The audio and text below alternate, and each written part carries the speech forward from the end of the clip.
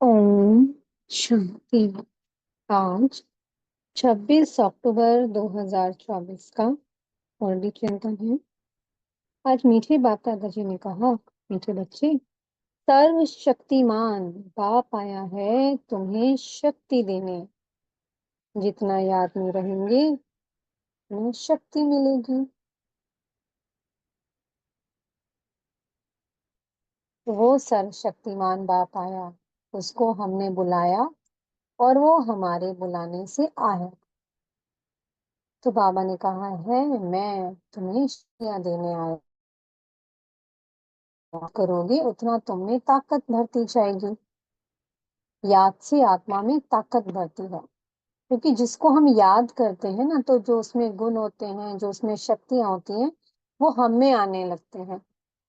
तो इसलिए बाबा कहते हैं मुझे तुम याद करो। तो जो बाबा सर्व शक्तियों का सागर है, तो वो ताकत हम में आने लग जाएगी।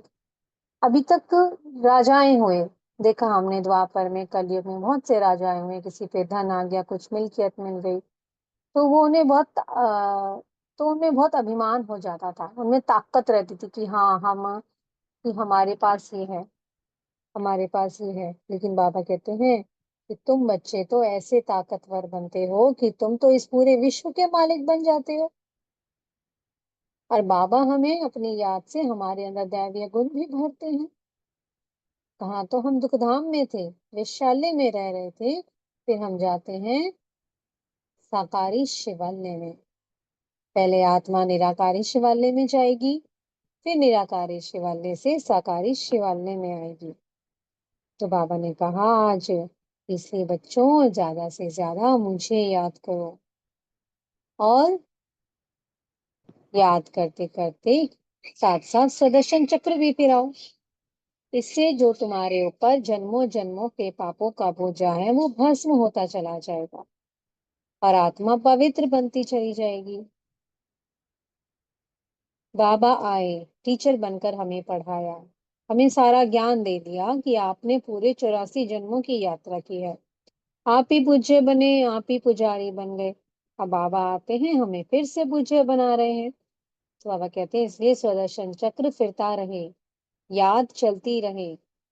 याद करने से और स्वदर्शन चक्र को फिराने से आत्मा पवित्र बनती है, जन्म जन्मांतर के पाप भस्म हो जाते हैं। वरना आत्माएं बहुत अपने पाप, किए गए पापों की सजा भोगती है। तभी तो कहते हैं ना, गर्भ जेल है। जब आत्मा गर्भ में आती है, तो उस समय आत्मा को साक्षात्कार होता है कि तुमने ऐसे ऐसे पिछले जन्मों में ऐसे ऐसे कर विकर्म किए, ऐसे पाप कर्म किए हैं। तो आत्मा उस समय बहुत पश्चाताप करती है, बहुत दुख भोगती है, और मन ही मन भगवान से कह रही होती है कि जब हम बाहर आएंगे तो हम ऐसे पाप कर्म नहीं करेंगे। अब आप हमें सजाओं से छुड़ाओ, कहते हैं ना। लेकिन जैसे ही बाहर आती है, फिर से पाप कर्म करने लगती है। तो वो पतित पावन परम पिता आते हैं और हमें ऐसी शिक्षा देते हैं, ऐसी पढ़ाई पढ़ाते हैं, जिससे हम दैवीय गुणों से भरपूर होते हैं। हम नारी से लक्ष्मी, नर से नारायण बनते हैं।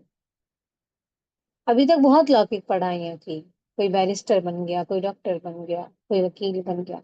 तो बाबा हमें ऐसी पढ़ाई पढ़ाते हैं जो हम 21 जन्मों के लिए सुख पाते हैं। एक जन्म की बात नहीं है, 21 जन्मों के लिए। कभी कोई गर्भ जेल में जाना नहीं पड़ता। वहां पर क्या है, हमेशा गर्भ महल है।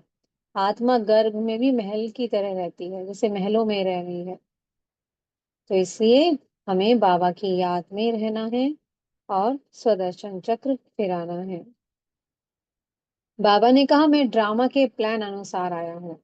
बाबा की आत्मा में ये पाठ नोंधा हुआ है। आजकल बहुत लोग प्लान्स बनाते रहते हैं, ऐसा कुछ प्लान बनाते हैं, ये हो जाएगा 4-5 सालों में, ये हो जाएगा। लेकिन बाबा क्या कहते हैं, अब तो विनाश सामने खड़ा है। बाबा ऐसी प्लानिंग करते हैं कि ऐसी पढ़ाई पढ़ाते हैं कि आत्मा 21 जन्मों के लिए सुखी हो जाती है। अब तक तो कितने वर्षों के प्लान बनते हैं, 4 साल का, 5 साल का। अच्छा, बहुत इंश्योरेंस होने लग गए। देख रहे हैं ना हम सब, कुछ कुछ ना कुछ हो रहा है, बहुत बहुत प्लान्स बनते हैं। लेकिन बाबा वो वंडरफुल प्लानर जब आता है, वो ऐसी प्लानिंग करता है कि सारी सृष्टि को ही बदल देता है। छीछी हो गई थी ये दुनिया। हम भी इस छीछी दुनिया में पड़ कर के छीछी बन गए थे। तो वो हमें अपने संग में रखकर अपने समान सुंदर बना देता है। बाबा ने कहा इसलिए अब ये पढ़ाई कितनी ऊंची है, पढ़ाने वाला कितना ऊंचा है, तो इस पढ़ाई का बहुत रिगार्ड करना है, पढ़ाने वाले का रिगार्ड रखना है, नहीं तो घाटा पड़ जाएगा। और एक जन्म का घाटा नहीं है ये, सिर्फ इसी कल्प का घाटा नहीं पड़ेगा, जन्म जन्मांतर का घाटा पड़ जाएगा, कल्प कल्पांतर का घाटा पड़ जाएगा, क्योंकि ड्रामा हर पल हर कल्प रिपीट हो रहा है।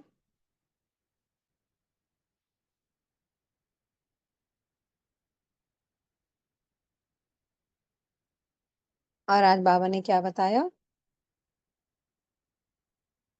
आज बाबा ने बताया कि पवित्र बनना है, सिर्फ एक मेरी श्रीमत पर चलना है, मैं ही सतगुरु हूँ। अभी तक बहुत गुरु किए ना, कभी किसी ने कुछ कहा, कभी किसी ने कुछ किया, किसी ने कुछ नहीं। बाबा ने कहा अब मैं आया हूँ गुरुओं का भी गुरु, मैं ही सतगुरु हूँ। अब एक मेरी मत पर चलो और पवित्र बनो। इस दुनिया को देखते हुए भी नहीं देखो, सिर्फ क्या रहे बुद्धि में कि अब मुझे नई दुनिया में जाना है। मैं आत्मा ब्राह्मण सो देवता बन रही हूँ। वो क्रिएटर अब मेरे लिए स्वर्ग रच रहा है। तो इसलिए आज बाबा ने याद पर बहुत अटेंशन खिंचवाया है कि अगर उस सुखधाम में जाना है तो याद से पवित्र बनना है, सुदर्शन चक्र फिराना है ताकि सजाओं से छूट जाओ। सजाएं खाली तो पद भ्रष्ट हो जाएगा। तो इसलिए योग बल से पवित्र बनना है। सजाएं खा के तो बाकी सब पवित्र बन के घर पहुंचेंगे ही। बाकी जो आत्माएं बाबा को नहीं भी पहचानेंगी, पवित्र तो वो भी बनेंगी, सजाएं खाकर बनेंगी। कुछ इस धरती पर सजा खाएंगी, बाकी जो थोड़ी बहुत सजाएं रह जाएंगी वो फिर बाद में सूक्ष्म वतन में सजाएं खाएंगी, क्योंकि अगर शांति धाम में जाना है तो पवित्र बनकर ही जाना है। लेकिन बाबा का बन करके अगर हम उस एक की श्रीमत पर ना चले तो फिर क्या फायदा। तो इसलिए उस एक की श्रीमत पर चल करके हमें संपूर्ण पावन बनना है। मीठे सतगुरु जी आज वरदान दे रहे हैं। सर्व वरदानों को समय पर कार्य में लगाकर फलीभूत बनाने वाले फल स्वरूप भव। बाप दादा हमें रोज वरदान देते हैं, लेकिन बाबा ने कहा वरदान मैं जो देता हूँ उसे कार्य में लगा। सिर्फ खुश नहीं हो जाना कि आज मैं बड़ा अच्छा वरदान दिया बाबा ने, आज तो बड़ा अच्छा वरदान दिया। बाबा ने कहा नहीं, उस वरदान का दिन भर में स्वरूप बनो, उसको बार बार स्मृति में लाओ, उस स्वरूप में स्थित होने की धूप दो, उसे जागृत करो। जितना जितना हम उस स्वमान में स्थित होने का अभ्यास करेंगे, योग युक्त होंगे उस वरदान में, तो वो वरदान कार्य करेगा और हम वरदानों के क्या बन जाएंगे? सिद्धि स्वरूप बन जाएंगे, वरदानी मूर्त बन जाएंगे। तो इसलिए अगर वरदानी मूर्त बनना है, बाबा समान बनना है, तो बाबा के द्वारा दिए गए हर वरदान को स्मृति में बार बार लाना है, उसे बार बार उस वरदान का स्वरूप बनना है, योग युक्त अवस्था में उस वरदान में स्थित होना है, तो उससे वो वरदान में सिद्धि आएगी और हम क्या बन जाएंगे? वरदानी मूर्त। स्लोगन है, विशेषताएं प्रभु प्रसाद हैं, इन्हें सेवा में लगाओ, बांटो और बढ़ाओ। परमात्मा ने हर एक आत्मा को कुछ ना कुछ विशेषताएं दी हैं, और खासकर हम ब्राह्मण आत्माएं तो बहुत भाग्यशाली आत्माएं हैं कि हमें सबसे बड़ी विशेषता तो यही मिल गई कि हमने भगवान को पहचान लिया। हमें ये गुण था कि हमने भगवान की पहचान कर ली। और भी बहुत सारी विशेषताएं, हर बाबा कहते हैं मेरे हर बच्चा बहुत विशेष है, हर बच्चे में गुण हैं, विशेषताएं हैं। तो जो भगवान ने हमें विशेषताएं दी हैं वो भगवान की हमारे लिए गिफ्ट है। तो उसे क्या करना है? उन विशेषताओं को सेवाओं में यूज करना है, सिर्फ रख नहीं लेना है, यूज करना है, सबको बांटना है और उनको बढ़ाते जाना है। हमने अगर हम में अगर भगवान को पहचानने की विशेषता थी, तो सबको भगवान की पहचान करानी है। उस विशेषता को यूज़ करना है, ताकि हर आत्मा भगवान से वर्षा ले लेवे, भगवान की पालना में पले। तो ऐसे ही सबको दुआएँ देनी हैं और सबसे दुआएँ लेनी हैं। ओम शांति। बहुत-बहुत शुक्रिया, प्यारे-प्यारे हमारे मीठे-मीठे बाप-दादा जी का। ओम शांति।